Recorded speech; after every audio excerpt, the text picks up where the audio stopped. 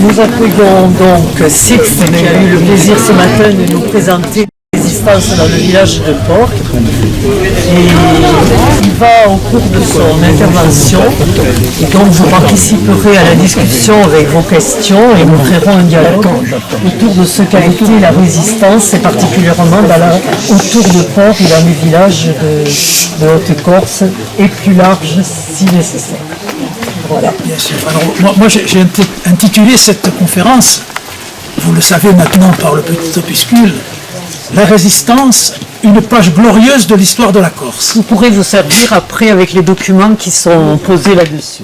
Alors, une page glorieuse de l'histoire de la Corse, ça veut dire qu'on va parler un peu d'histoire et on va parler beaucoup de résistance. L'histoire de la Corse, vous la connaissez un peu, elle est millénaire. Il y a des pages glorieuses qui ont été écrites pendant des siècles. Mais il y a aussi des siècles d'histoire qui sont passés sans laisser aucune trace. On les a oubliés. Et puis, il y a des périodes très courtes de l'histoire qui ont marqué les esprits et qui ont même contribué à forger une identité. La période historique dont je vais vous parler, elle est très courte. Elle commence le 11 novembre 1942 et elle se termine le 4 octobre 1943. Elle est très courte. Mais elle a été non seulement riche en événements, mais elle est aussi riche en enseignements. Et c'est la raison pour laquelle cette période de notre histoire mérite d'être connue et mérite aussi d'être retenue. Cette période est marquée par ce qu'on a appelé la résistance. Alors, il ne faut pas donner à la résistance dont je vous parle une signification misérablement étroite. Des résistances, il y en a de toutes sortes. On peut résister à tout. Mais cette résistance dont je vous parle s'écrit avec un R majuscule. Toujours un R majuscule pour cette résistance. Et elle a une définition très précise dans le dictionnaire. Elle ne peut pas se comparer à toutes les autres résistances. La définition précise, je l'ai ici, je vais vous la lire pour ne pas me tromper. C'est l'action clandestine menée contre l'occupant fasciste au cours de la Seconde Guerre mondiale. Voilà ce qu'est cette résistance, avec un R majuscule. Mais moi j'ai une définition peut-être un peu plus poétique et peut-être même un peu plus précise de ce que fut la résistance pendant cette période. Je la tire du poème d'un poète surréaliste antifasciste qui a été arrêté par les nazis, qui a été déporté en camp de concentration et qui est mort en camp de concentration. Ce poète s'appelait Robert Desnos. Peut-être vous connaissez le nom. Il a écrit beaucoup de poèmes pour la jeunesse d'ailleurs, Robert Desnos. Robert Desnos, dans un de ses poèmes, écrivait « Ce cœur qui haïssait la guerre, voilà qu'il bat pour le combat et la bataille. » Ça dit bien ce que ça veut dire. Les résistants ne sont pas des soldats, les résistants sont des citoyens, comme tous les autres, mais à un moment donné, ils ont estimé qu'il était de leur devoir d'aller jusqu'à prendre les armes pour défendre une idée, pour défendre la liberté. Donc, je vais vous parler d'histoire et de résistance. La résistance en Corse n'a pas commencé avec la Seconde Guerre mondiale, contrairement à la définition du dictionnaire. Elle a commencé bien avant. On peut même dire qu'elle a commencé avec la naissance du fascisme. Pourquoi? Parce que lorsque Mussolini, l'inventeur du fascisme, a pris le pouvoir en Italie en 1922, il avait une revendication très forte. Parmi d'autres revendications, il revendiquait la possession de la Corse. dans tous ces meetings, il criait « Corsica Nostra », que le public reprenait en chœur. La Corse est à nous, la Corse est italienne. Nous voulons récupérer la Corse qui nous a été volée. La Corse est une terre irrédente et il faut qu'elle retourne à la mère patrie. Voilà ce que disait Mussolini.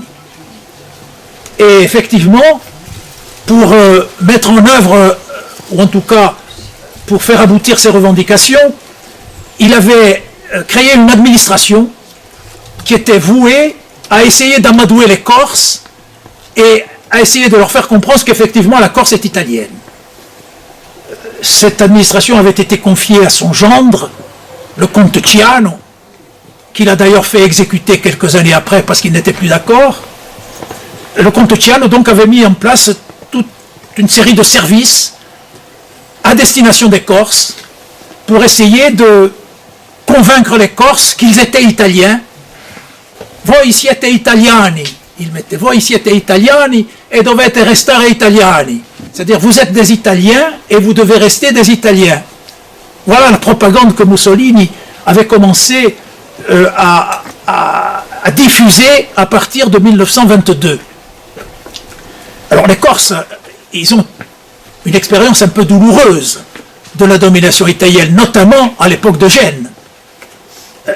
Dans la conscience collective, ce qui s'est passé en Corse pendant la période génoise, pendant la domination génoise, eh bien, ça existe encore.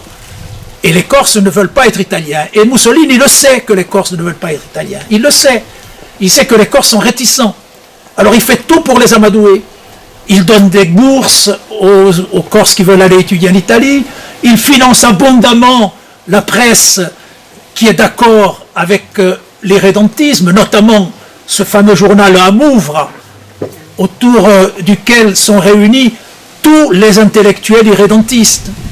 Il édite même un journal en langue corse, destiné aux Corses pour montrer qu'effectivement, la Corse est véritablement italienne. Donc il fait tout pour amadouer les Corses. Et il sait pourtant que les Corses ne sont pas tout à fait disposés à devenir italiens. Alors, il dit cette phrase qu'on lui attribue, qui en tout cas illustre bien quelle était la mentalité à l'époque, cette phrase que Mussolini aurait prononcée, vogliamo la gabbia senza lagelli. Il aurait dit, nous voulons la cage, mais nous ne voulons pas les oiseaux. C'est-à-dire, il voulait prendre la Corse, mais les Corses qui n'étaient pas d'accord, ils ne les voulaient pas. Et quand on lui demandait, mais qu'allez-vous faire des Corses qui ne veulent pas être italiens?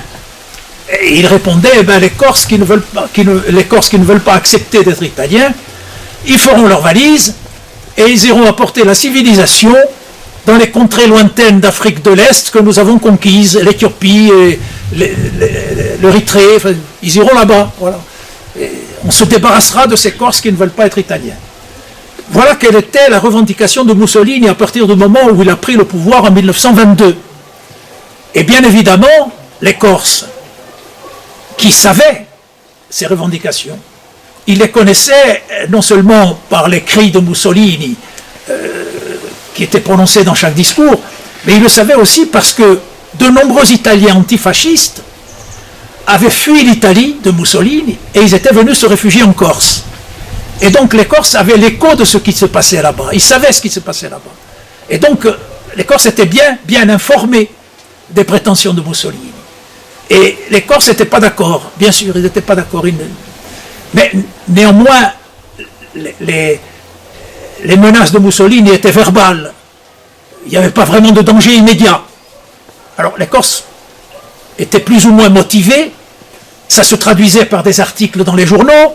Ça se traduisait peut-être par des tracts, par des exclamations, mais ça n'était pas une résistance organisée. Néanmoins, c'était quand même le début de la résistance au fascisme, au moins aux revendications du fascisme italien, déjà. Donc je crois que les Corses étaient déjà prêts. Mais les choses s'accélèrent le jour où le Parlement italien, à la demande du comte Ciano, vote une loi qui dit qu'à partir d'aujourd'hui, la Corse est italienne. Une loi. Cette loi est votée le 30 novembre 1938. Alors, est-ce que ça a été choisi sciemment ou est-ce que c'est un hasard? Mais à l'époque, dans la mémoire des Corses, le 30 novembre, c'est une date qui résonne. Le 30 novembre 1789, à la demande du conventionnel Saligedi, la Corse accepte de faire partie intégrante de la nation française. La Corse adhère volontairement à la nation française. Elle avait été conquise sous Louis XV, elle avait été conquise au prix du sang. Et là, elle adhère volontairement à la nation française. Donc le 30 novembre, c'est une date qui résonne. Et c'est cette date-là que choisit Ciano pour déclarer qu'à partir de maintenant, la Corse est italienne et on va aller la chercher. Les Corses sont un peu abasourdis. Jusqu'à présent, la menace était verbale. Maintenant, la menace se précise. Maintenant, c'est autre chose. On va peut-être voir arriver les Italiens. Ils vont peut-être débarquer. Et il faut réagir. Alors on réagit d'abord par des manifestations. On décide d'organiser une grande manifestation de masse dans la rue pour affirmer en face de Mussolini que la Corse ne veut pas être italienne. Cette manifestation a eu lieu à Ajaccio, à Bastia et à Sartène. À l'époque, il faut le dire, il y avait en Corse 220 000 habitants. Femmes, enfants, vieillards. 220 000 habitants dans toute la Corse. Et en plus, les villages étaient très peuplés, et les villes d'Ajaccio et de Bastia étaient de très petites villes. Et pour se déplacer, ça n'était pas facile. Il n'y avait pas de transport en commun, il n'y avait pas de véhicule, il fallait se déplacer à dos d'âne, à pied, ou éventuellement avec des camions. Néanmoins, ce 4 décembre 1938, date de la manifestation, 45 000 personnes sont dans la rue. 45 000 personnes. Vous vous rendez compte la proportion de manifestants qu'il y a ce jour-là dans la rue par rapport au nombre d'habitants et par rapport aux difficultés de circulation. C'est énorme, énorme. À Bastia, les manifestants prononcent ce que l'on a appelé le serment de Bastia.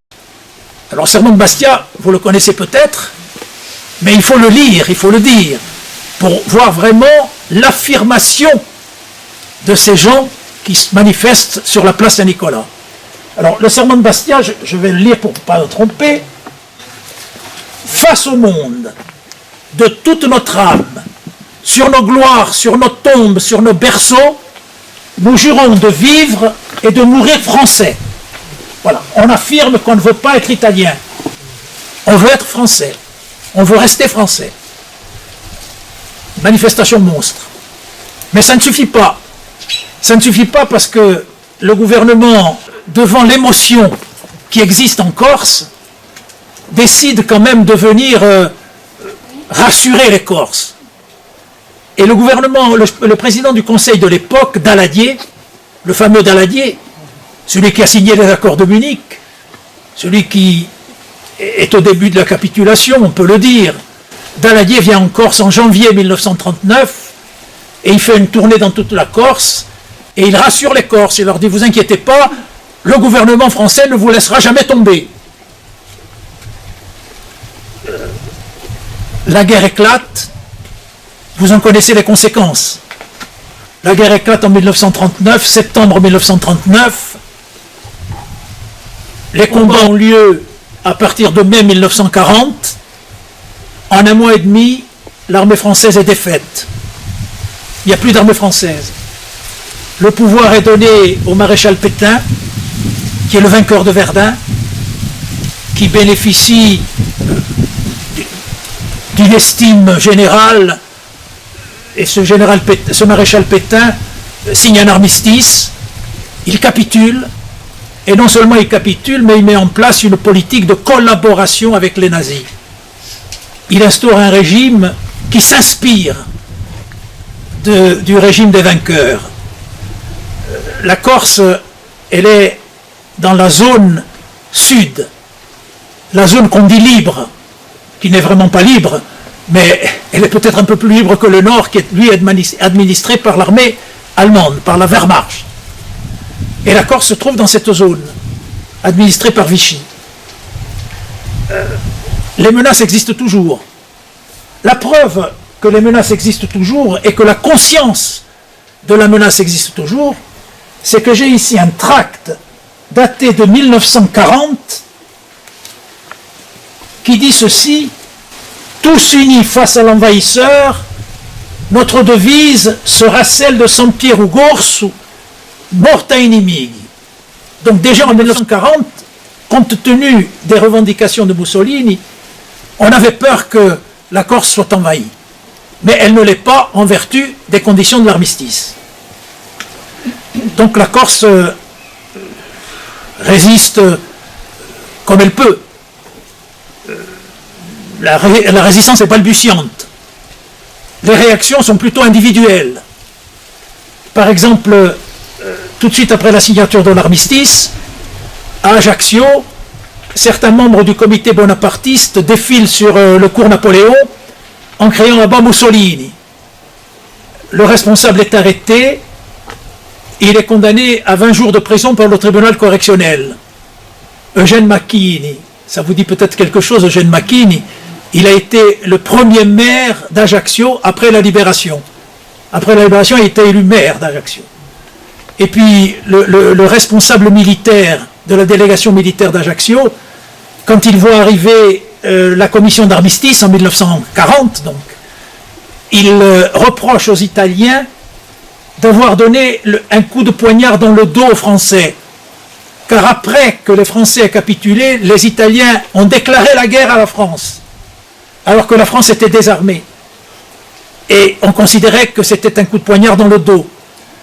Devant le reproche qui est fait, le responsable militaire est traduit devant ses supérieurs et il est sanctionné à des jours de prison.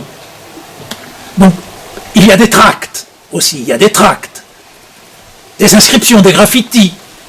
Un matin, Bastia se réveille et voit écrit en grosses lettres peintes sur les murs de la jetée, sur la jetée du vieux port, Abat Pétain, Abat Pétain, en gros.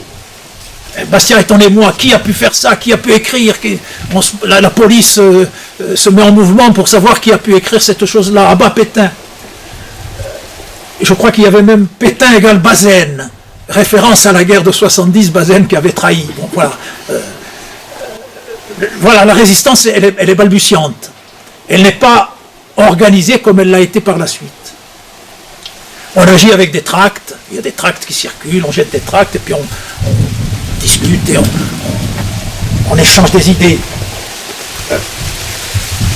La résistance se structure plus fortement lorsque le 11 novembre 1942, cette date que j'ai fixée tout à l'heure, débarque à partir du 11 novembre 1942, débarquent 82 000 soldats italiens.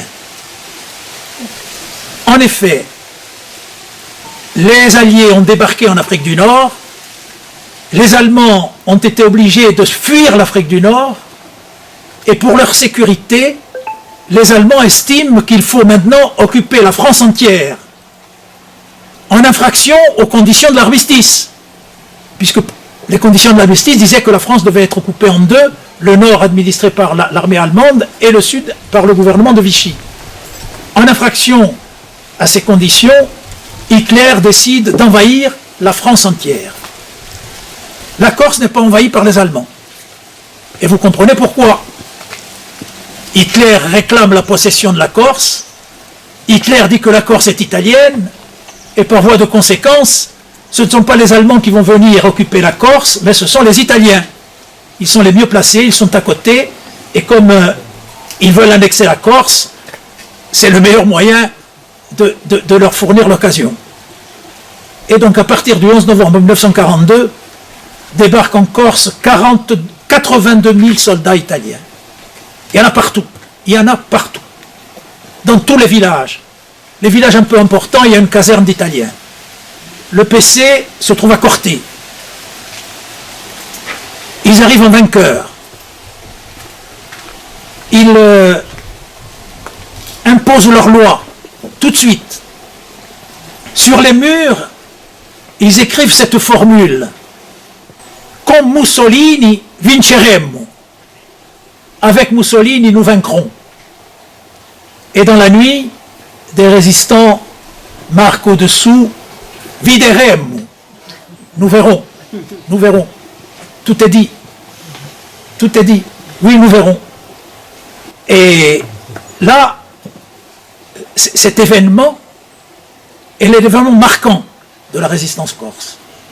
D'abord parce que les résistants s'organisent un peu mieux, ils arrivent à mieux motiver et mobiliser la population, et puis ceux qui avaient encore certaines illusions dans le maréchal Pétain déchantent.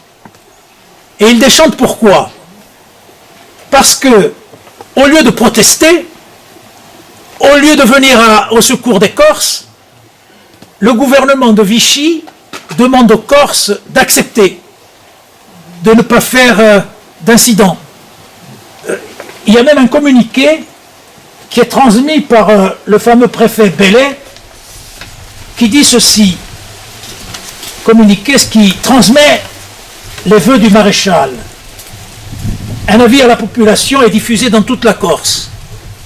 Il dit ceci, le maréchal nous demande de recevoir les troupes de l'Axe avec correction et dignité. Et il ajoute, le maréchal désire que l'ordre règne partout, exécutons ses ordres, et que Dieu sauve la France. Voilà tout ce que fait le gouvernement de Vichy, alors que les Corses attendent de l'aide. Les Corses attendent au moins une protestation, mais pas du tout. On leur dit d'accepter l'injure. Et bien évidemment, ceux qui se faisaient encore des illusions sur la politique protectrice du maréchal Pétain déchantent et viennent rejoindre la résistance. Alors la résistance en Corse, à ce moment-là, elle est diverse.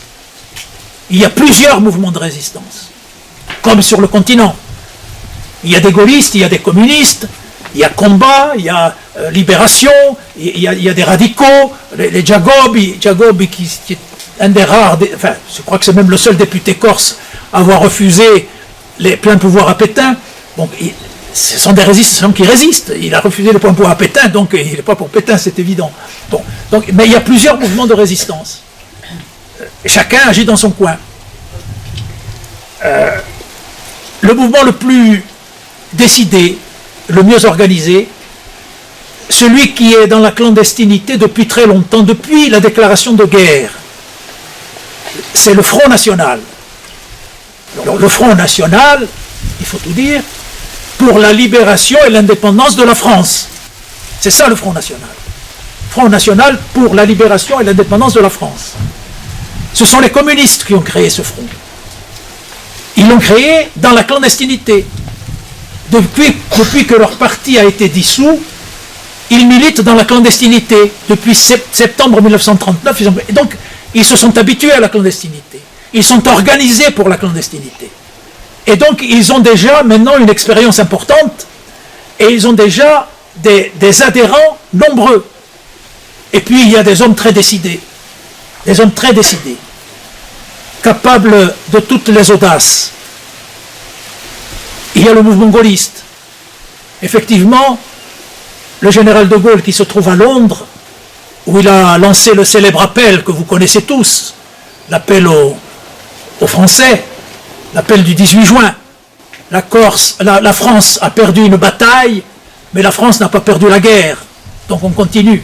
La flamme de la résistance doit continuer et elle ne s'éteindra pas.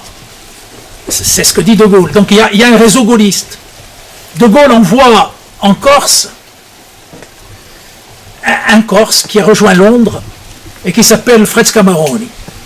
Fred Scamaroni arrive en Corse d'abord en 1941 pour organiser des réseaux de résistance gaulliste, et puis il arrive aussi en janvier 1943, alors que la Corse est occupée par les Italiens, Et en janvier 1943, il a une double mission. Première mission, renforcer les réseaux gaullistes, évidemment. Et deuxième mission, essayer de rassembler tous les mouvements de résistance corse dans un même organisme. Il avait confié cette mission à Jean Moulin. Jean Moulin est arrivé à fédérer les divers mouvements au sein du Conseil national de la résistance, et chaque mouvement conservait son autonomie, bien évidemment. Mais ils étaient fédérés dans un même mouvement. Scamarone arrive donc en Corse avec cette mission supplémentaire. Il contacte, bien évidemment, tous les chefs de réseau, tous les responsables de la résistance. Les communistes, les radicaux, les combats, etc. Bon. Sa mission échoue. D'abord, parmi les siens, il y a des tiraillements, et puis, avec les communistes, il y a une différence de stratégie qui ne les oppose pas, mais qui fait qu'ils ne peuvent pas agir exactement dans la même direction. Néanmoins, ils s'accordent pour le partage des informations et pour le partage des armes. Il y a un accord qui se fait là-dessus. Et Scamarone essaye néanmoins d'accomplir cette mission importante. Il ne peut aller jusqu'au bout parce qu'il est trahi. Il est trahi par un Italien qui joue le double jeu. C'est un agent double qui se trouve dans le sous-marin qui a ramené Scamarone en Corse. Et cet agent double, dès qu'il arrive à Ajaccio, il s'en va au siège de l'Ovra, cette police politique italienne qui est un peu l'équivalent de la Gestapo, hein. C'est un peu ça, l'Ovra. Il s'en va là et il dit, il y a un monsieur important, intéressant, qui est arrivé en Corse, il faut absolument se saisir de lui et l'empêcher de nuire. Et pour l'identifier, il indique que son radio a un eczéma important sur le cou et qu'il est obligé de se passer une pommade toute la journée, et en plus, comme il boit un peu, il fréquente un peu les bars, et dans ces conditions, Ajaccio est une petite ville, on va pouvoir l'identifier très rapidement. Et effectivement, au mois de mars 1943, le radio de Fred Scamarone est identifié, il est arrêté, il est torturé, et au bout d'un certain temps, sous la torture, il parle. Il accepte d'indiquer où se trouve son chef, et il accepte de l'identifier. Scamarone est donc arrêté le 17 mars 1943. Comme il connaît des secrets, comme il a rencontré tous les chefs des réseaux de résistance, pour les Italiens, il faut qu'il parle. Donc il est torturé à son tour. Instruit par l'exemple de son radio, en quel il avait toute confiance. J'ai connu des résistants, des responsables de résistance qui ont connu Scamarone et qui me disaient que on lui disait à Fred Scamarone, quand le radio Elia a été arrêté, il faut partir, ne restez pas à Ajaccio, allez-vous-en. Et Scamarone il disait non, j'ai une confiance entière en Elie, il ne parlera jamais, même sous la torture il ne parlera pas. Et puis moi il faut que je mette en sécurité mes responsables de réseau, donc je vais attendre. Et bien lui en a pris puisque Elie a succombé sous la torture, et Scamarone a été arrêté, et il a peur de subir le même sort. Il a peur de parler. Il a peur de dire où se trouvent les principaux responsables de la résistance corse. Il décide donc d'en finir. Il décide de se suicider. Il est ramené dans sa cellule, il arrache un morceau de fil de fer de son lit, il se tranche la gorge avec le fil de fer, et sur les murs de sa cellule, il écrit « Vive de Gaulle ». Ça, nous le savons par le procureur italien qui a requis dans le procès des 19 responsables des réseaux gaullistes qui ont été arrêtés en même temps que Scamarone. Car le jour où on a arrêté Scamarone, il était en réunion avec 19 responsables de réseaux gaullistes et tout le monde a été arrêté. La résistance gaulliste est décapitée. Elle n'existe plus. Néanmoins, ça continue. L'aventure continue. Le Front National a l'idée depuis le début, d'essayer de rassembler les Corses, y compris sur des problèmes qui n'ont pas trait directement avec la libération de l'île. Tous les moyens sont bons pour mobiliser la population. Au mois de décembre 1942, le fameux préfet Bellet avait décidé de réduire par moitié la ration de pain. Je ne vous dis pas que à l'époque tout était rationné. On ne pouvait pas acheter ce qu'on voulait. On était obligé d'avoir des tickets de rationnement, on était obligé d'avoir de l'argent et on ne pouvait pas acheter autant de nourriture que l'on veut. Il y avait une ration. La ration de pain à l'époque était de 250 grammes par famille. Le préfet Bellet, en décembre 1942, prenant prétexte du bombardement d'un bateau qui venait en Corse, porter du ravitaillement, décide donc de réduire de moitié la ration de pain. Évidemment, les ménagères ne sont pas contentes. Elles ne peuvent plus nourrir la famille parce que le pain, c'est la base de la nourriture. Il n'y a rien d'autre. La viande, on en a de temps en temps, et encore. Les légumes, n'en parlons pas. Donc c'était le pain. On ne mangeait que du pain. Pane e cipolla, on disait à l'époque. Pane e cipolla. Du pain et des oignons. Quand il y avait des oignons. Et donc les ménagères ne sont pas contentes. Le Front National, dès le mois de décembre 1942, lance des tracts pour essayer de motiver les ménagères. Je vais vous lire le contenu d'un tract du Front National du 30 novembre 1942. Pour nourrir l'occupant lucquois, alors lucquois, i lucchesi. Les Corses savent ce que c'est, i lucchesi. C'est les Italiens que l'on méprise. Ça, i lucchesi. Les ouvriers italiens qui venaient en Corse travailler pour pas grand-chose et qui étaient très généralement méprisés. Alors on dit pour nourrir l'occupant lucquois, donc quand on dit lucquois, il faut se replacer dans le contexte. Hein. Il ne faut pas juger avec les idées d'aujourd'hui ce qui s'est passé en 1942. À l'époque, lucquois, ça voulait dire quelque chose. C'était pour motiver, pour mobiliser. Donc pour nourrir l'occupant lucquois, les traîtres à son service viennent de réduire notre maigre ration de pain de moitié. Aux responsables traîtres et envahisseurs, les ménagères de notre ville montreront qu'elles sont fermement décidées à lutter pour que leurs gosses ne crèvent pas de faim pour les lucquois. Hein, on commence à mobiliser la population contre l'occupant et contre les complices. Un numéro de Terre Corse de décembre 1942. Terre Corse, c'est un journal qui existe encore aujourd'hui. Vous pouvez vous abonner si vous en avez envie. Et vous saurez ce que pensent les héritiers du Terre Corse de cette période. Terre Corse 42 dit « Mère de famille, à l'heure où nos gosses crèvent de faim et de froid, l'envahisseur fasciste nous nargue, nous dépouille et nous vole notre maigre ration de pain. » Donc voilà de quoi motiver, mobiliser la population. L'occasion de manifester est donnée au mois de mars 1943. Ce jour-là, les ménagères exaspérées décident de descendre dans la rue. Dans 6 endroits, des manifestations ont lieu. La manifestation la plus importante a lieu à Bastia, le 22 mars 1943. Ce jour-là, les ménagères défilent sur le boulevard en tapant sur des casseroles. On n'a pas attendu Macron pour les manifestations de casseroles. Déjà à l'époque. Et elles tapent sur des casseroles, du pain, elles manifestent.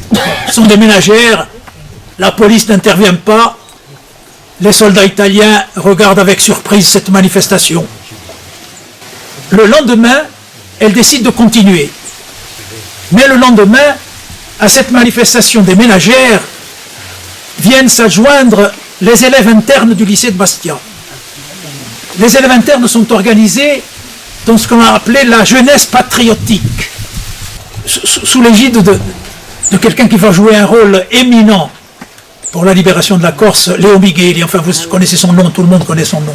C'est lui qui était à la tête de ces jeunes.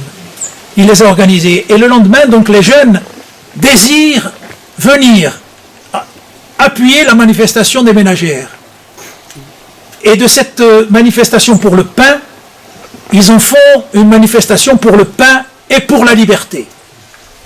Donc la manifestation change de forme et elle change aussi d'ardeur, car la jeunesse est fougueuse.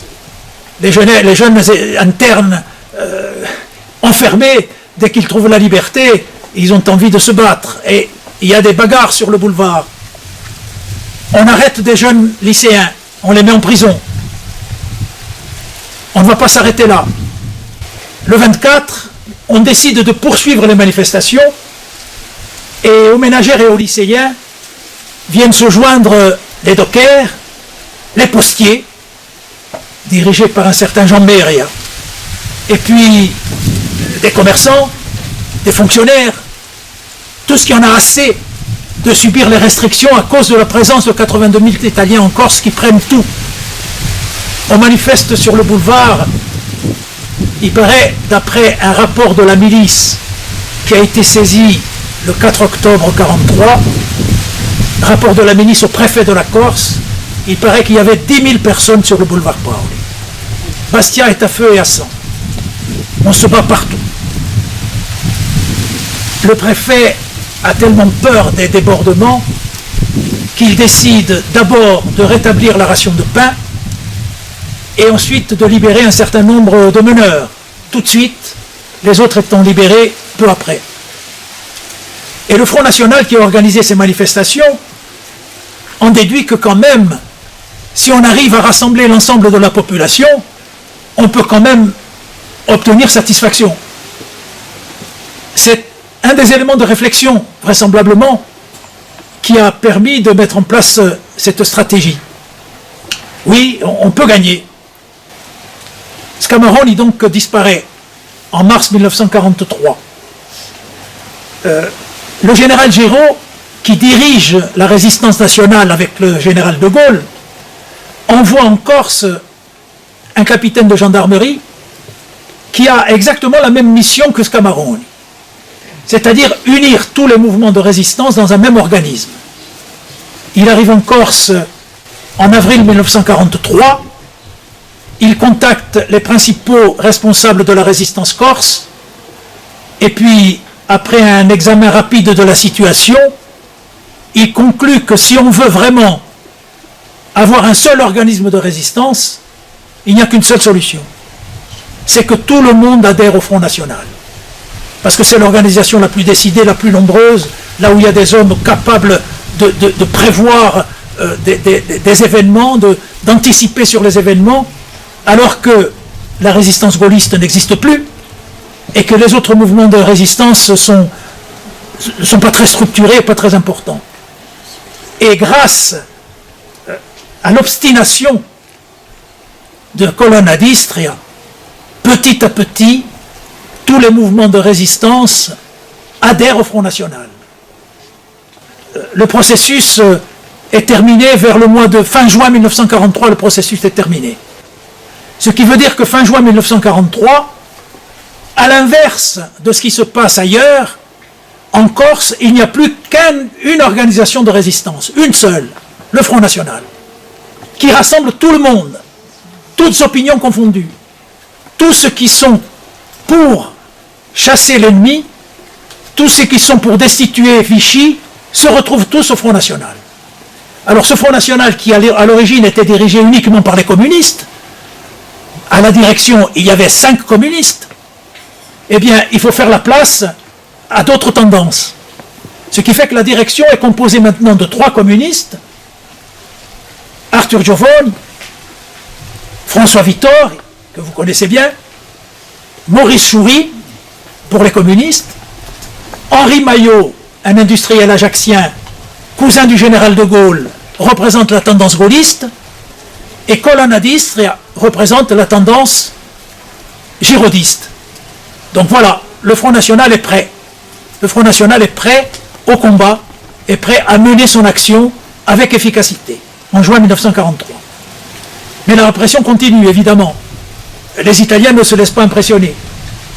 Ils recherchent les résistants, aidés par quelques délateurs par-ci par-là, parce qu'il y en a des délateurs. La répression, elle est féroce. Hein. Ce matin, je parlais de ricin. En Corse du Sud, on connaît le ricin, qu'on était obligé d'avaler jusqu'à épuisement total. Les tortures, on connaît aussi. Les condamnations à mort. Des fusillés, il y en a eu. La répression continue. Et les résistants résistent. Ils s'organisent. Le 17 juin 1943 est prévue à Ajaccio une réunion de responsables de la résistance du Sud qui doivent mettre en place des actions dans le sud de l'île. On attend ces responsables dans une brasserie qui est tenue par un résistant qui est sur le cours Napoléon d'Ajaccio et qui s'appelle la Brasserie Nouvelle. Pour assurer la sécurité de la manifestation, enfin de la réunion, pas une manifestation, c'est une réunion, 2 résistants armés sont en faction. Oh, on peut dire les noms, parce qu'ils ont perdu leur vie pour accomplir cette tâche. Jules Mondoloni et André Giusti. Ils sont tous les 2 armés pour protéger éventuellement les résistants en cas de coup dur.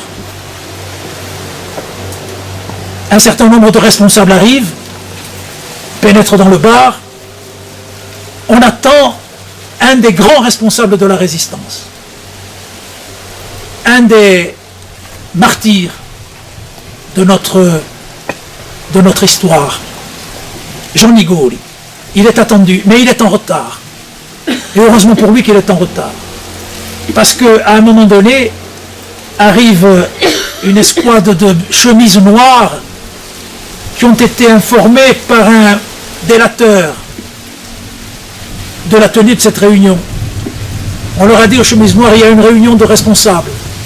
Et ils arrivent armés.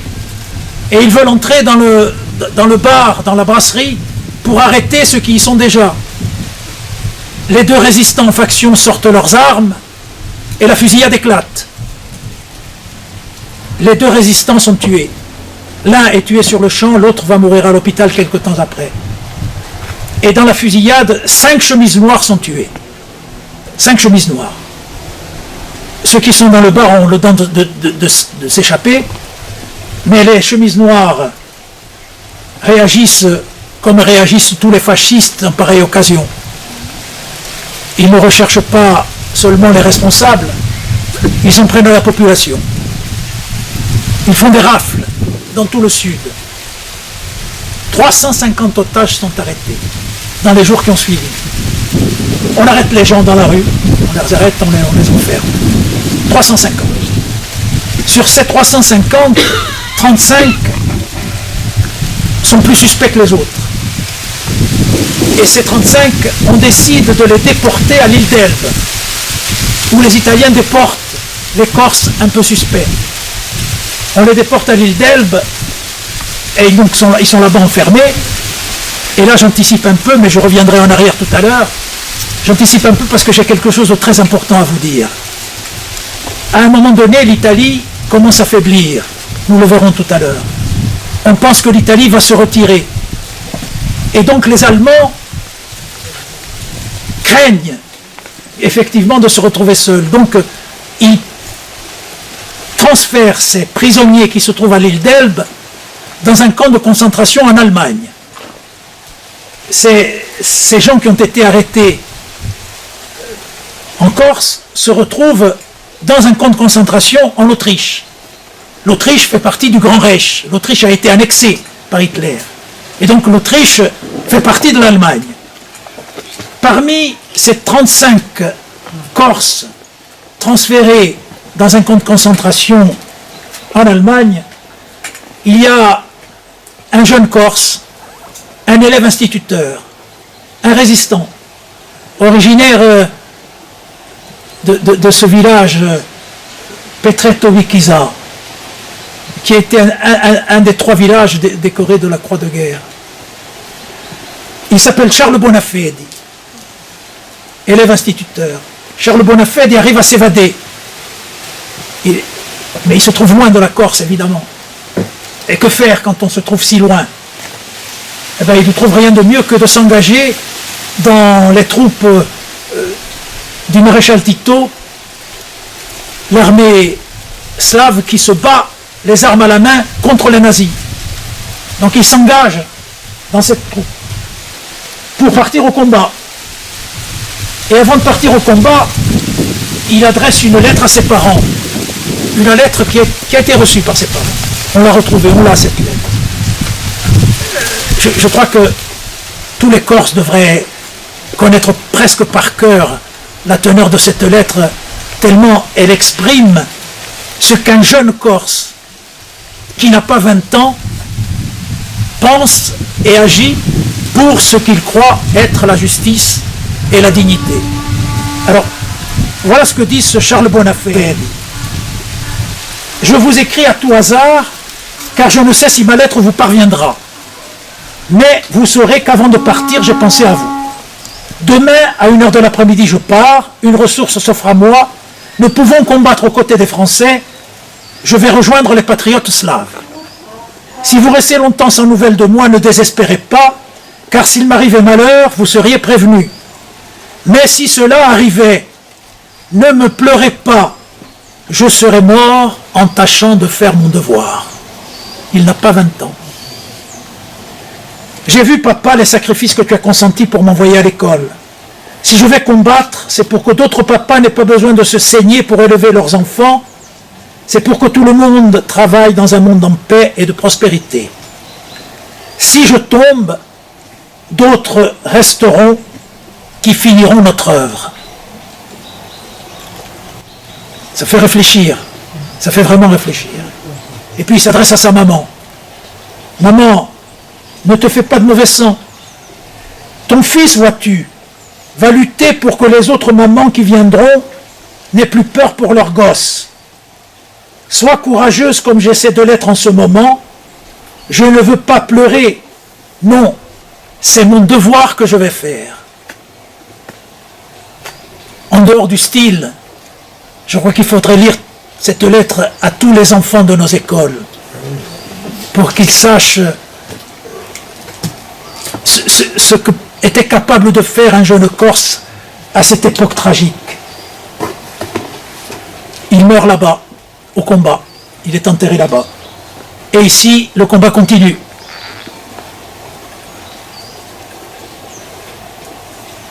Un des résultats indirects de la fusillade de la brasserie Nouvelle, c'est l'arrestation de Jean Nigoli. Il n'a pas été arrêté pendant la fusillade, mais Jean Nigoli arrive, il apprend ce qui s'est passé, et il veut avoir des nouvelles. Jules Mondolone, il n'est que blessé, mortellement blessé, mais il n'est que blessé. Et avec des faux papiers, il décide d'aller le voir à l'hôpital pour savoir exactement ce qu'il a dit, s'il a tenu le coup, s'il n'a pas parlé, s'il faut mettre des gens en sécurité. Il veut savoir. C'est son rôle. Il doit le faire. Et donc, il se rend à l'hôpital, il parle avec Jules Mondolone, et malheureusement, il y a quelqu'un qui le reconnaît et qui va le dénoncer. Il est dénoncé. On vient et on l'arrête. On l'arrête le 27 juin 1943. On l'incarcère à Ajaccio.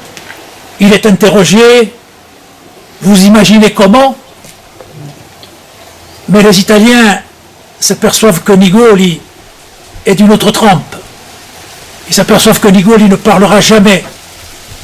Et donc on décide de le juger. On le transfère à Bastia, où se tient le tribunal militaire italien au palais de justice. Jean Nigoli est jugé. Il est jugé le 28 août 1943. Le tribunal militaire présidé par un général qui s'appelle Stivala. Ce président Stivala décide de condamner Jean Nigoli à mort. Il sera condamné à mort. Mais il sera exécuté dans le dos. Il ne sera pas exécuté de face. Dans le dos comme les traîtres. Voilà ce que décide le tribunal militaire italien présidé par ce général Stivala. Le 28 août, toutes les tentatives d'évasion ont échoué pour des raisons sur lesquelles je ne vais pas revenir ici, ça serait trop long. On a essayé de le faire évader, on n'y est pas parvenu. Donc, il va être exécuté. Il le sait. Il sait qu'il va être exécuté. Dans sa cellule de condamné à mort, il trouve des petits morceaux de papier et un crayon. Et il écrit. Il écrit ce qu'il ressent quelques heures avant d'être fusillé. Et il envoie aussi un message universel. Il écrit pour ses camarades et pour sa famille. Je vais vous citer deux phrases, pas plus, parce qu'il faudrait tout lire. Ce que dit Jean Nigaule, il faudrait tout lire. Mais alors, on serait encore là ce soir. Mais je vais vous lire deux phrases simplement. Vous dire qui était cet homme et comment il percevait cette injustice dont il a été victime. Si vous saviez comme c'est beau d'être communiste, si vous saviez quel courage donne notre idée au moment de mourir, si vous saviez le bonheur qui descend en vous en pensant que vous mourrez pour les spolier de la terre. Voilà ce qu'il écrit. Je mourrai demain en Corse et en communiste. Et il ajoute à la fin, je comprends maintenant, à cette heure suprême, le sourire des martyrs. Ils avaient devant les yeux une grande idée. Quelques heures avant sa mort, il regardait les choses en face. Et il envoyait encore des messages. Ces messages qui nous touchent encore à nous aujourd'hui. Il fait une demande de grâce. Le général Magli, qui commande les troupes italiennes, refuse de transmettre sa demande de grâce aux autorités. Il refuse vraisemblablement pour deux raisons. La première, c'est que si la demande de grâce est envoyée aux autorités, il va se passer un certain temps, et comme les Italiens sont en train de négocier un armistice avec les Alliés, l'armistice risque d'arriver et Jean Nigaule il ne sera pas exécuté. Vraisemblablement, il y a cette idée. Et puis il y a une deuxième idée, c'est que Jean Nigaule il doit être victime de la fureur des fascistes italiens. C'est une figure de la résistance. Tous les responsables de la résistance que j'ai connus, quand ils parlaient de Nigaule, ils disaient « le grand Jean Nigaule ». Ça, je ne l'ai pas entendu pour d'autres. Il y en a eu des grands dans la résistance corse. Mais Jean Nigaule, c'était le grand Jean Nigaule. Et d'ailleurs, Maurice Choury, dans Tous bandits d'honneur, il écrit « notre Jean Nigaule ». Vous voyez l'estime dont il bénéficiait. Donc, il a pris des positions contre l'Italie, donc il faut qu'il soit exécuté. Et effectivement, l'exécution est prévue le 30, 2 jours après la condamnation. Il faut faire vite, parce que l'armistice arrive. Jean Nigaule n'est pas fusillé, contrairement à ce que demande le tribunal. Il n'est pas fusillé. Quelques jours après, on retrouve son cadavre dans une caisse en bois, et sa tête repose sur le torse. Sa tête a été tranchée à l'arme blanche. On ne l'a pas fusillé, on lui a coupé la tête.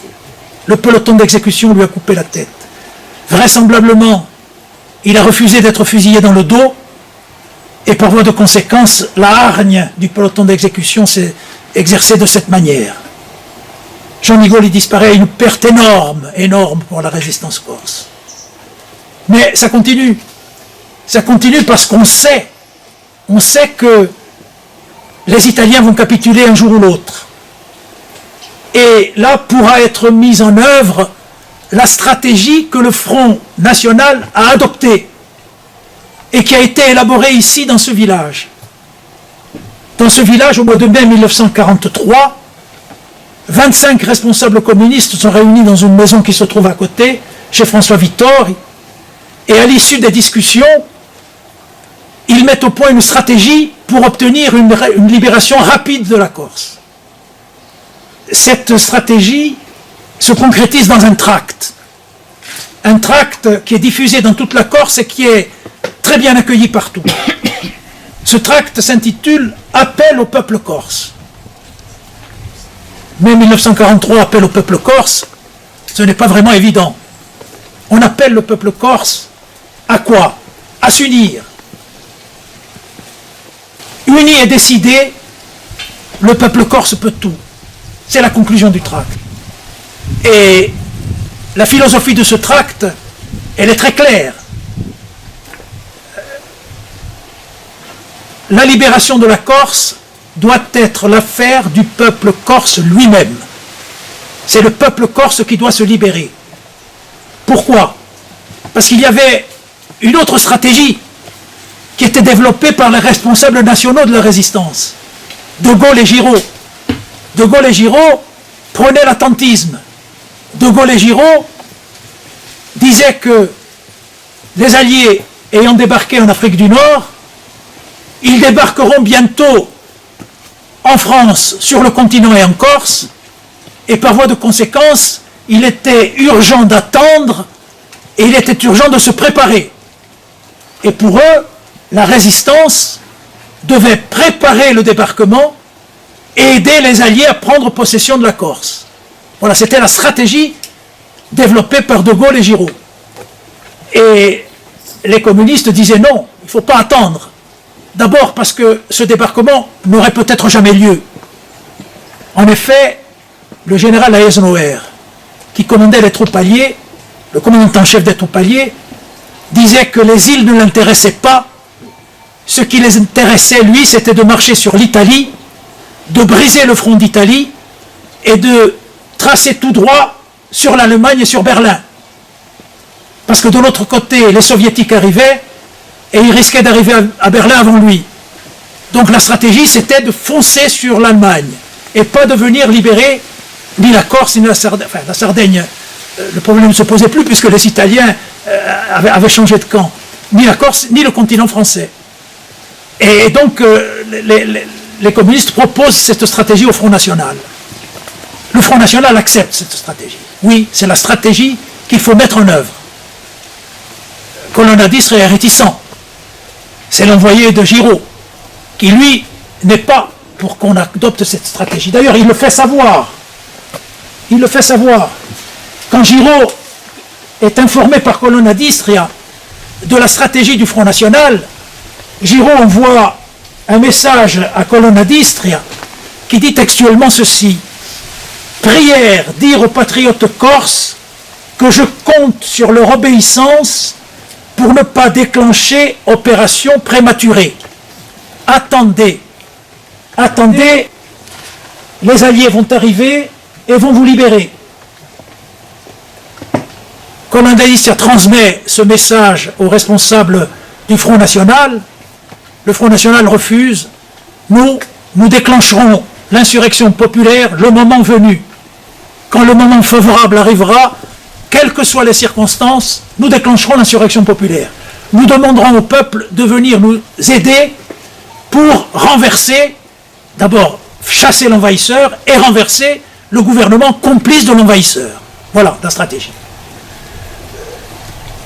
Ceci étant dit, pour chasser quand même une armée bien équipée, en matériel lourd, en canons, en tanks, en chars, avec des hommes bien entraînés, bien aguerris, et souvent féroces, eh bien, une idéologie, fût-elle sublime, n'est pas suffisante. C'est bien évident.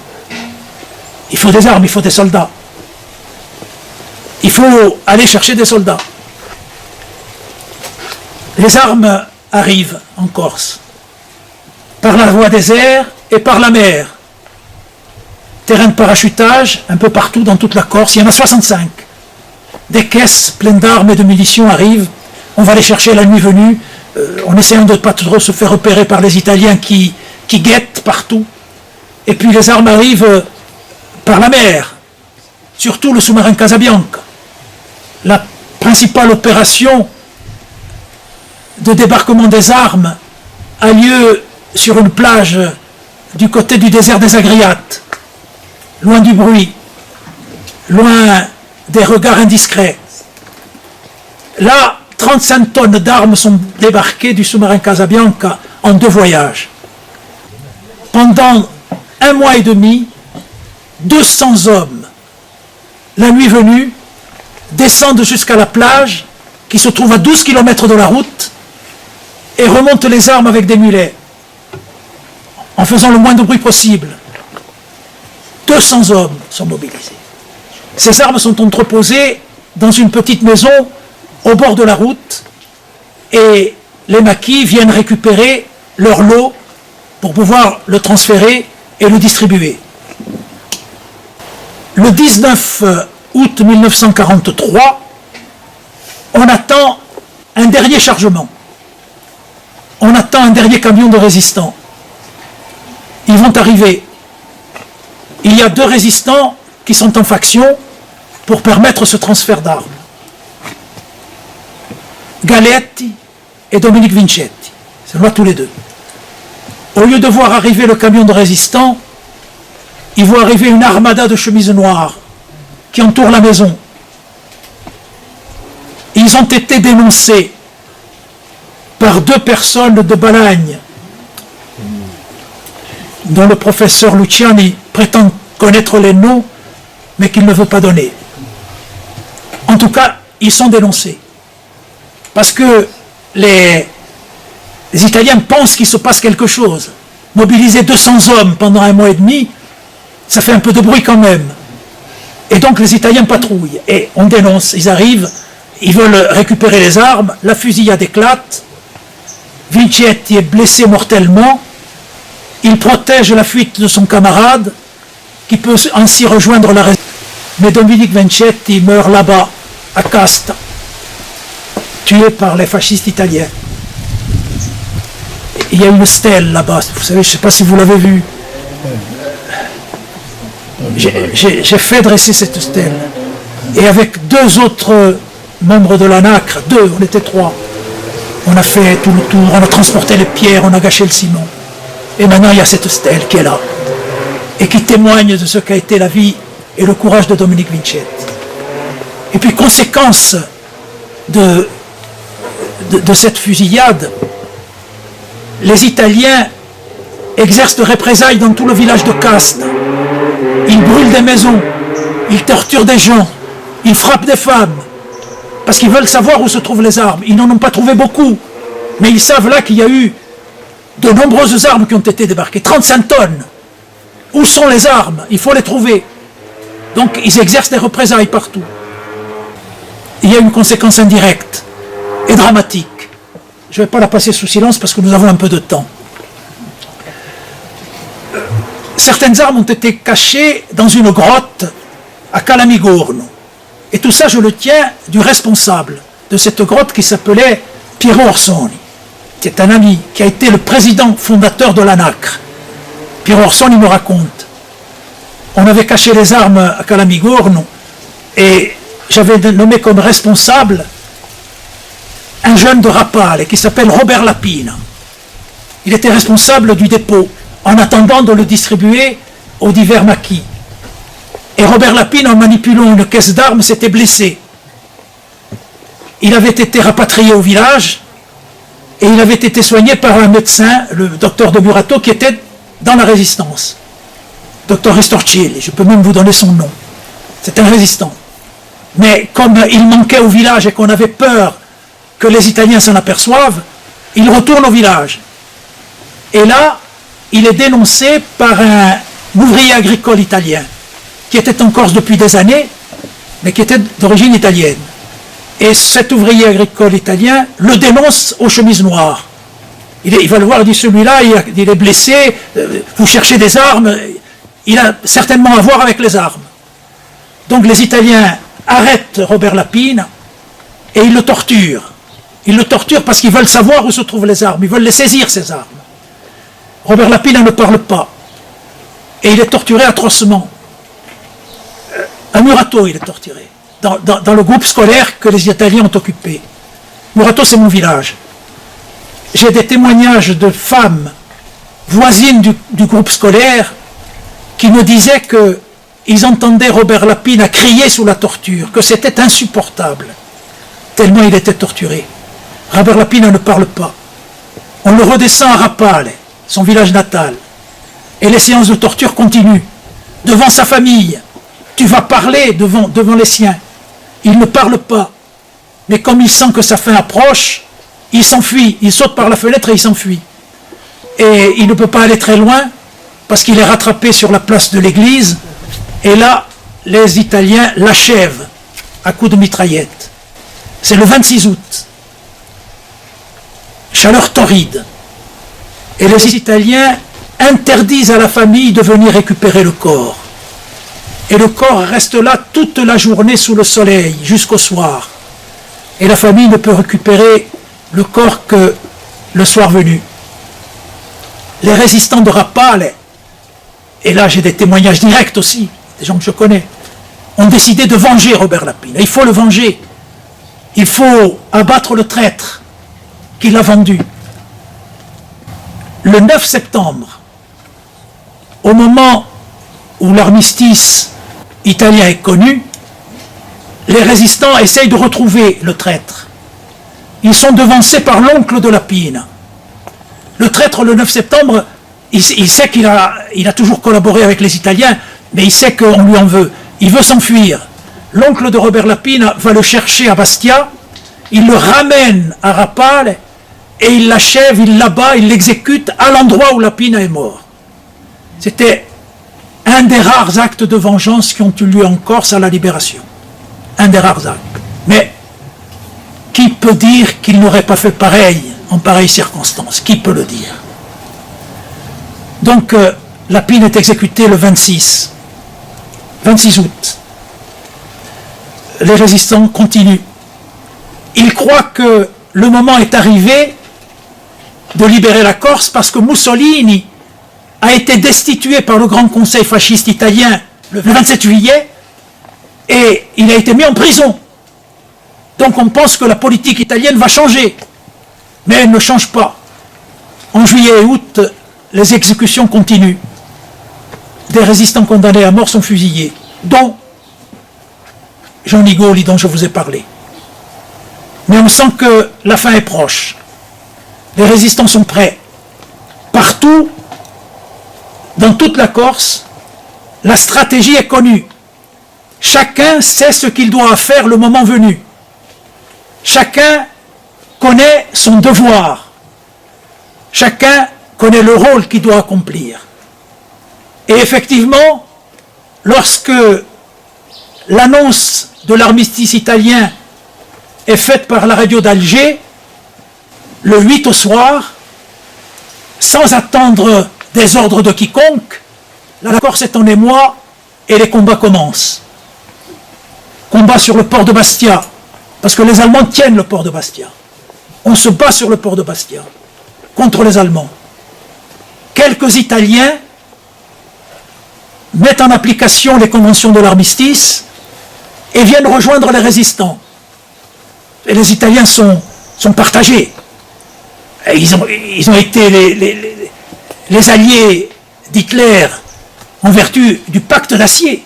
C'était le pacte d'acier, c'était pas rien. Hitler-Mussolini. Et puis tout d'un coup, on leur dit maintenant, vous êtes de l'autre côté. Quelques Italiens comprennent, parce qu'ils avaient déjà réfléchi auparavant. Moi je vais dire, ils avaient ménagé leurs arrières. Mais enfin, tout le monde n'est pas d'accord là-dessus. Mais la plupart, bon, sont indifférents, et beaucoup d'Italiens, surtout les chemises noires, rejoignent les Allemands, rejoignent les nazis. Mais quelques-uns se battent. Et on se bat sur le port de Bastia. Et là, je vais vous livrer un témoignage direct, celui de Leo Migheli, qui se battait, qui était un des 3 responsables de l'insurrection populaire. Un des 3. Il avait 20 ans. Et il était responsable, avec 2 autres, du déclenchement de l'insurrection populaire. Et il me dit, Léo, je me battais sur le port, les armes à la main, et il y avait à côté de nous un général italien qui se battait avec volonté, il était de notre côté, il se battait. Bon, très bien, au contraire, on est heureux, bon, il a été ce qu'il a été, maintenant il est de notre côté, on ne va pas faire la fine bouche. Et puis il me dit après, quelque temps après, on a su que ce général c'était le général Stivala, celui qui avait condamné à des centaines d'années de prison des résistants et qui venait de condamner à mort notre Gianni Goli. C'était le général Stivala qui était là. Et il ajoute, si nous l'avions su avant, il aurait passé un mauvais quart d'heure. Je ne sais pas ce que ça veut dire, mais on peut vraiment le comprendre. Donc le 8 déjà, on se bat. Le siège d'Anomélis est pris d'assaut. Les miliciens s'enfuient. Bastia est en émoi. Le 9 septembre, les résistants d'Ajaccio, perchés sur le toit d'une ambulance, décident de lancer l'appel officiel à l'insurrection populaire. C'est Maurice Choury qui lance cet appel, qui l'écrit et qui le lance. Giovanni est parti chercher des renforts. Je vous ai dit que une idéologie n'était pas suffisante pour se battre, il faut des militaires. Giovanni est parti demander des renforts à Alger. Et puis, la plupart des responsables restants sont dans le nord. Maurice Choury lance l'appel devant 15 000 personnes. Appel à l'insurrection. On a des armes, pas beaucoup, des mitraillettes Sten, des revolvers et des grenades. De l'autre côté, il y a quand même des chars, des tanks, des mitrailleuses et même des avions. Le village de Piedigorti, où j'étais hier toute la journée, on sait quelque chose. Car le village a été bombardé, un village bombardé par l'aviation allemande, avec des victimes civiles, des pauvres gens qui étaient chez eux, qui ne demandaient rien à personne. Alors, voilà, il faut se battre. Les renforts arrivent. Ils arrivent d'abord le 13 septembre, encore avec le Casabianca. Le premier bataillon de choc débarque à Ajaccio. On croit qu'il va se mettre en route immédiatement pour aider les résistants, qui depuis le 9 se battent tout seuls dans le sud de l'île contre les Allemands qui arrivent de Sicile. Les Allemands qui se trouvaient en Sicile, en vertu de l'armistice italien, doivent évacuer la Sicile. Ils doivent s'en aller. Ils ne peuvent plus rester en Italie, puisque l'Italie n'est plus l'allié de l'Allemagne. Donc ils s'en vont en passant par Bonifacio. Et ils remontent le long de la plaine orientale. Donc il y a des combats en bas. Les résistants seuls, pendant plus d'une semaine, se battent. Et les noms des combats résonnent. Lévi, Sartène, Conca, Zonza, Quenza. On se bat. Et puis, ce bataillon de choc se met enfin en route le 26, lorsqu'arrivent en Corse 7000 soldats marocains. En plusieurs vagues, évidemment. Et les soldats marocains se mettent en route immédiatement. Et les combats commencent, à partir du sud vers le nord. Jusqu'au 13 septembre, les Allemands essayent de conserver la Corse. Ils essayent de rester en Corse. Parce que la Corse, dans la grande bataille qui se déroule en Italie, les Alliés ont débarqué en Italie. Il y a une grande bataille, je vous disais, Eisenhower veut gagner sur le front d'Italie pour partir rapidement atteindre Berlin. Il y a cette bataille, donc les Allemands veulent garder la Corse. C'est un lieu stratégique. Les Américains l'ont compris après la libération de la Corse, qui ont installé une quinzaine de terrains, des terrains d'où partaient les avions qui allaient bombarder le front italien et le débarquement de Provence aussi. Ils ne peuvent pas garder la Corse, parce que les résistants mènent un combat acharné contre les Allemands. Oh, j'ai ici une note du général qui commande les troupes allemandes en Corse. Le général Etterlin, ou Etterlin, je ne sais pas comment on prononce, enfin, je ne suis pas très familiarisé avec cette langue que j'appelle, vous savez comment je l'appelle, la langue porc-épic. Alors, le général Etterlin, il envoie une note à Berlin.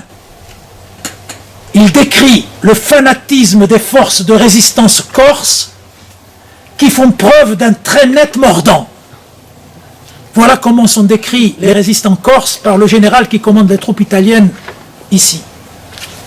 Et bien, au vu de cette note et au vu des reculades de l'armée allemande devant les résistants décidés, Hitler décide que la Corse devra être évacuée. Le 13, il ordonne à la Wehrmacht d'évacuer la Corse. Alors là, bien sûr, le rôle des résistants change. Il ne s'agit plus de chasser l'Allemand, il ne s'agit plus de chasser l'occupant, il s'agit de l'empêcher de partir. Il s'agit de l'empêcher d'aller renforcer le front d'Italie. Et il s'agit surtout de faire le plus de dégâts possible dans l'armée allemande. Et c'est pour ça que les résistants attaquent les convois militaires allemands tout au long de la plaine orientale. Si on les avait laissés, ils seraient partis, puisqu'ils avaient reçu l'ordre de s'en aller. Mais maintenant, il fallait faire autre chose. Il fallait les empêcher, au contraire, de s'embarquer sereinement, avec toute leur force. Il s'agissait de les affaiblir le plus possible. Donc on attaque partout. On attaque selon le principe de la guérilla, évidemment. Il y a 14 000, non, entre 12 et 15 000 patriotes corses armés.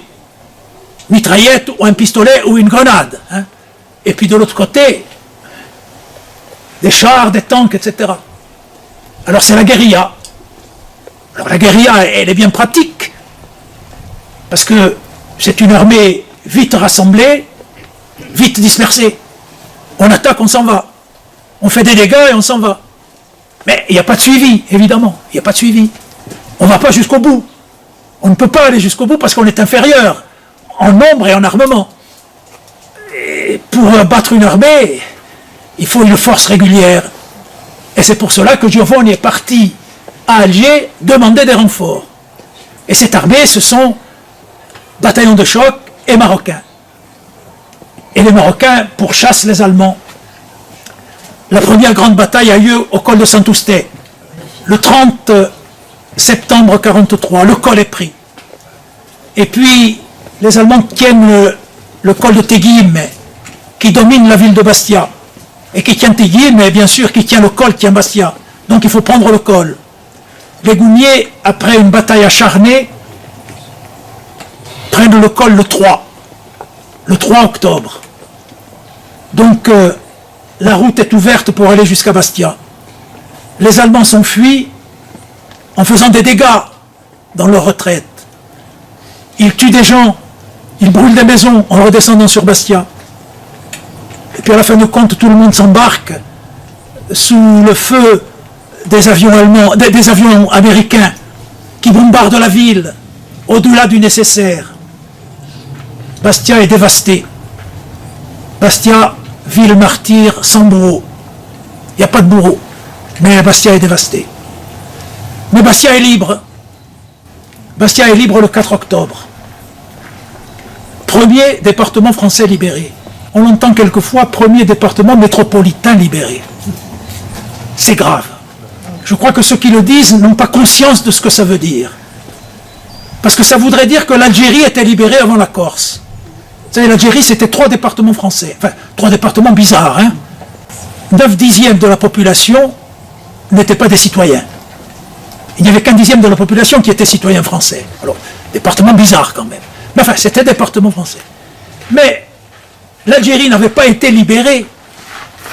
Elle avait été libérée de la présence allemande, mais elle n'avait pas été libérée du gouvernement de Vichy. Vichy continuait à gouverner. Darlan a été même approché, Darlan, le numéro 2 du régime de Vichy. Le dauphin désigné de Pétain avait été même approché pour essayer de se rallier aux forces alliées. Et c'était Vichy qui dominait, et Vichy qui a dirigé l'Algérie jusqu'au bout. Donc on ne peut pas dire que l'Algérie était libérée. Elle était libérée de la présence allemande, oui, mais elle n'était pas libérée au sens où on l'entend dans la résistance, au sens où on doit l'entendre. Les complices étaient toujours là et c'était eux qui dirigeaient. Donc la Corse est le premier département français libéré. Le général de Gaulle vient à Ajaccio le 8 octobre 1943. Je n'en dirai pas plus, je vais vous lire quelques phrases de son discours. Et tout le monde va comprendre. Il dit d'abord ceci. La Corse, que l'héroïsme de sa population et la valeur de nos soldats, de nos marins, de nos aviateurs viennent d'arracher à l'envahisseur au cours de la grande bataille que les Alliés mènent en ce moment, la Corse a la fortune et l'honneur d'être le premier morceau libéré de la France. Il ne dit pas de la France métropolitaine, de Gaulle. Il sait de quoi il parle. Il sait bien que l'Algérie n'est pas libérée. Il sait bien qu'en Algérie, c'est le gouvernement de Vichy qui administre et qui domine. C'est la police de Vichy qui fait la loi. Il le sait très bien, de Gaulle. Et il en souffre. Et il en souffre. Et il ajoute ceci qui est encore plus important. Or, il est prouvé que pas un jour, la Corse n'a cru à la défaite. Il est prouvé qu'elle n'attendait que l'occasion pour se lever, combattre et vaincre. Voyant la chance tourner et l'envahisseur faiblir, les patriotes corses auraient pu attendre que la victoire des armées alliées réglât heureusement leur destin. Oui, ils auraient pu attendre un débarquement allié. Oui, ils auraient pu attendre. Mais ils voulaient eux-mêmes être des vainqueurs. Et il ajoute, il jugeait que la libération ne serait point digne de son propre nom si le sang de l'ennemi ne coulait de leurs propres mains et s'ils n'avaient point leur part dans la fuite de l'envahisseur. C'est la stratégie qui a été mise en œuvre par le Front National qui est là salué. Ils auraient pu attendre. Ils n'ont pas voulu attendre. Ils voulaient se libérer eux-mêmes. Et De Gaulle en tire une leçon. Il en tire vraiment une leçon. Qu'il met en œuvre tout de suite après.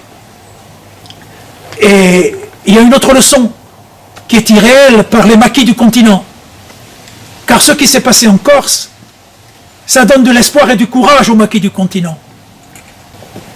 On célèbre partout ce qui s'est passé en Corse. Regardez, il y a des affiches, des tracts. Ici, le Front National. Le 11 novembre 1943, c'est-à-dire un mois et demi après la libération de la Corse. Jeunes Français des classes traquées, irez-vous honteusement mourir pour Hitler? Non, digne de vos glorieux frères corses, venez grossir les rangs des francs-tireurs et partisans qui dans l'ombre luttent héroïquement contre le Boche. Fait déjà un mois après référence à nos glorieux frères corses. Ce qu'ils ont fait sert d'exemple. Tenez, un journal de la région provençale de décembre 1943, 2 mois après la libération de la Corse. Là, je vais vous le lire. Je vais vous lire le paragraphe entier. Confrères nos frères corses, dès qu'ils apprirent la nouvelle de la capitulation italienne, le 8 septembre au matin, unis aux siens du Front National Corse, guidés par 3 patriotes intrépides, ils décidèrent de passer à l'action et avec 15 000 hommes chassèrent les Boches de l'île. Je fais sauter. Le 13 septembre, les chefs du Front National Corse allèrent demander des renforts à Alger. Le 16 septembre, la voie était ouverte et arrivèrent ainsi les premiers contingents alliés. Et ce qui est important, c'est ceci. Comment cela fut-il possible avec des pertes infimes? Parce que le Front National Corse avait su organiser un réseau de patriotes unis et décidés, groupés sans distinction d'opinion ou de croyance, par une même volonté de chasser le Boche de Corse. Et ils ajoutent, ce que les Corses ont fait, nous, Marseillais, nous saurons le faire aussi. Ça a bien servi d'exemple, un peu partout. La Voix du Nord, le journal clandestin des résistants de là-haut, très loin de chez nous. Heureuse Corse, nous t'envions. Nous sommes heureux de ton bonheur, puisque tu es la France et que nous sommes la France. Le bulletin, ah oui, bon, je ne vais pas tout citer parce que sinon ça va être trop long. Non, voilà, ça a servi d'exemple. Ça a servi d'exemple un peu partout. Et puis le général de Gaulle, je crois, il en tire lui aussi une leçon. Il comprend, compte tenu de ce qui s'est passé à Ajaccio le 8 octobre 1943. À Ajaccio, tout le monde criait vive De Gaulle. Tout le monde. Unanimement. Vive De Gaulle, vive De Gaulle. Il a compris que s'il voulait un jour s'asseoir à la table des vainqueurs, car la France est un pays vaincu, il ne faut pas l'oublier, c'est un pays vaincu. S'il voulait s'asseoir à la table des vainqueurs, ce n'est pas par ses forces armées, qui étaient faibles par rapport aux forces armées alliées, c'est par l'appui du peuple, c'est parce qu'il représentait le peuple. C'est comme ça qu'il pouvait s'asseoir à la table des vainqueurs. Et donc, il écrit que il ne peut pas y avoir de libération nationale sans insurrection populaire. Il écrit ça. Et chaque fois qu'une ville du continent a été libérée, ça a toujours été précédé par l'insurrection populaire. Partout. À Marseille, à Bordeaux et à Paris. À Paris surtout. Enfin, tout le monde a vu les images à la télévision des barricades légendaires dans les rues de Paris. Pendant 3 jours, les résistants se sont battus seuls dans Paris contre les Allemands. D'ailleurs, tenez, j'ai ici une affiche. J'ai ici une affiche. Si je la trouve, je vais vous la montrer. C'est l'affiche qui était collée sur les murs de Paris. Regardez. Vive Paris insurgé. C'est dans une capitale libérée par le peuple de Paris que doivent entrer les blindés américains. Effectivement, c'était le blindé américain qui devait entrer. Puis en vertu d'un accord, c'est Leclerc qui est arrivé. Mais pendant 3 jours, les résistants se sont battus seuls dans les rues de Paris. En vertu de ceci, vive l'insurrection libératrice. Et quand De Gaulle rentre dans Paris, vive De Gaulle, tout le monde vive De Gaulle. Et c'est ainsi qu'il peut négocier une place à la table des vainqueurs. S'il n'y avait pas eu la résistance, rien n'eût été possible. Rien. C'est la raison pour laquelle moi j'ai intitulé ce petit opuscule que vous pouvez prendre tout à l'heure, La résistance, une page glorieuse de l'histoire de la Corse. Alors, des pages glorieuses, il y en a eu. Ce n'est pas la seule. Il y a des noms qui résonnent dans nos mémoires. Très loin et même très près de nous. Vincente Ludistria, Sambuguccio, Sampiero, Arrigo Belmessere. Quand on lui a plongé le poignard dans le cœur, Arrigo Belmessere s'est écrié « Corsica, un averai mai bene ». Corse, tu ne connaîtras jamais le bonheur. Il y a eu l'épisode de Sampiero Gorso, Pascal Paoli, page glorieuse de notre histoire. Mais toutes ces pages de l'histoire se sont terminées dans le drame et dans l'échec. Ils ont tous été tués, ils ont tous perdu, ils sont tous partis en exil. L'échec. Pour une fois, une page de notre histoire se termine par la victoire. Alors, en conclusion, je peux dire que la résistance, c'est la page la plus glorieuse de l'histoire de la Corse.